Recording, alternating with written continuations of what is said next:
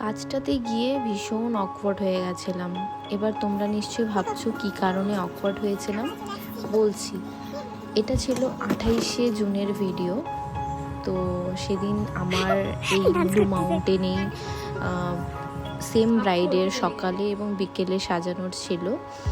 তো সকালে লুকটা করে আমি চলে গেছিলাম, তোমরা আগের ভিডিওতে দেখেছো নিশ্চয়ই। আর এই দেখো আমি ইভিনিংয়ের লুকটা কমপ্লিট করেছি ব্রাইডের। দেখে জানিও সকালের লুকটা বেশি ভালো হয়েছে না বিকেলের লুকটা বেশি ভালো লেগেছে। আমার পার্সোনালি বিকেলের লুকটা বেশি ভালো লেগেছে। এবার তোমরা জানিও। এবার আমি ভিডিওতেও বলেছিলাম আগের ভিডিওতে যে ওনাদের বন্ডিংটা খুবই ভালো।